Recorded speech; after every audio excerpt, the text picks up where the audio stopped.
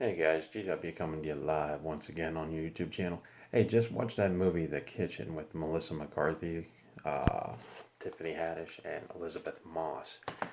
And first of all, when you read up about this film, the critics ripped it apart. They said it's pure garbage. They said there's no reason it should be made.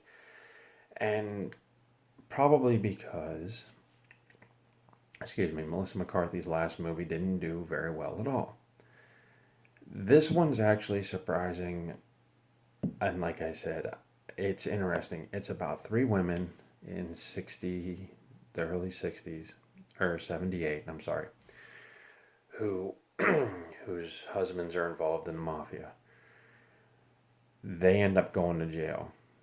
The women take over, and it is pretty interesting. There's a lot of violence, a lot of cussing, and it's great. It's almost a female version of Goodfellas. The one thing that I think critics missed the boat about is the fact that when you think about Melissa McCarthy, you think about her, being humor filled, humor filled, full of comedy. It takes a dark, serious drama turn in this, and I think that turned a lot of people off. In fact, I read one review where they said, no jokes through the whole movie. Well, it's not supposed to be a comedy. It's not even supposed to be a dark comedy. It's a gangster film. A female sort of gangster film, which we've never had, but a gangster film nonetheless. There's no comedy in gangster films. There's mostly violence, intimidation, and things like that. So, with that being said, the storyline is structured pretty weak, but it's easy to follow. You don't really have to know anything, and if you come into it, all you got to know is, like I said, the basics that their husbands have went to jail, and they are trying to run Hell's Kitchen, uptown, midtown, the whole nine yards. They pull situations from Sopranos and one from even an NYPD Blue episode. Um, Violence is done pretty well. A lot of gunshots, as you would expect. Um, and it's reminiscent of Scorsese's, Taxi Driver in some spots. But the film probably didn't get much recognition because, like I said, of Melissa McCarthy's past movie, The Happy Time Murders. But all three women, they do an incredible job and they really are believable. And the other thing I like about this movie, it doesn't have a big choreographed, action set piece. Everything is done believable to the point where it doesn't need much special effects. It doesn't need a big budget to tell the story. And that's what I think it is. Um, there is a deleted scene on a DVD. It don't add up. It doesn't add up to much, but it does sort of make you think of what's going to be happening next if you really look at it in the right light. Um, it's about an hour and 42 minutes long, and it was put out by Warner Brothers. And basically, there is a twist. I would say probably 20 minutes from the end mark, you will see what brought on the initial situation that their husbands went to jail in. I'm not going to reveal anything. But all in all, it wasn't a terrible movie. It was done just right. It deserves a couple of watches so you can really kind of figure out what's going on. But overall, I mean, it's an okay movie. I wouldn't say it's a great movie, but I wouldn't say it's as bad as what critics would make it out to be. That being said, I think it deserves a little bit more recognition. Now, Elizabeth Moss, her character plays a woman who has been beaten her whole life, and she finally takes revenge. The problem is she takes revenge a little bit too late in the film, and then it culminates into a little mini mafia war. So basically, you see a lot of people die toward the end of the film. At first, the women, they just want to collect money to get by after their husbands go to jail. Then they turn into becoming,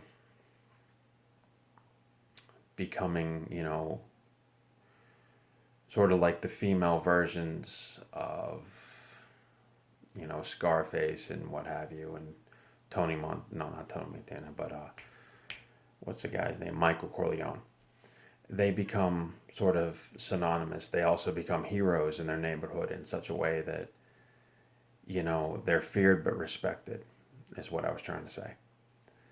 Um, the featurette's running Hell's Kitchen, basically how the movie got made, and taking over the neighborhood.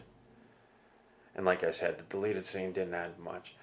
And it's a shame that this film is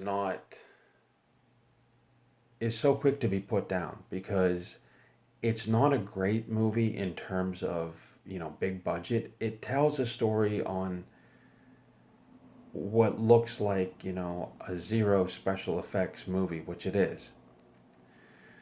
Um, and I think because of the last movie, The Happy Time Murders, it wasn't received right. But everyone I've talked to who's seen that said it's the stupidest, raunchiest thing in the world, and they laughed their tail off. So it's definitely a video that found its mark on DVD. This one, I think, when it hit HBO or Cinemax or wherever platform it'll go, that it'll reach a wider audience. And the one thing I did like is you get to see Melissa McCarthy's range. She was comedy in all the other movies she did. Now it's time for her to get serious. And I think for her first effort, she does a good job. And Elizabeth Moss is fantastic in this film. Her character doesn't have a lot of layers to her, but you get to see and you believe her as a sort of battered woman who is just trying to find her way. The other one, Tiffany Haddish, she is the strong arm, if you will. She's the Nikki Santoro sort of character. Nikki Santoro is a character on Casino. If you guys don't know that, you should check it out. But she's the one that actually thinks 5 steps ahead of the box. So if there's a situation going down, they know how to deal with it one way. They're already thinking 5 steps ahead. So The Kitchen is definitely not as bad as what critics say, and they really have put this movie down to the point where I was skeptical about picking it up. But it's not as long as a Scorsese epic, but it's not as accessible, I guess, in terms of your attention as Goodfellas. But it does tell a good story, and if you're into mafia or even that kind of gritty, you know, sort of drama, then you might want to give it a shot. I'm not telling you to buy it. I'm telling you to give it a shot. And I think the marketing for this film too kind of dragged it down. I don't remember seeing many trailers for this. I just remember reading magazine articles.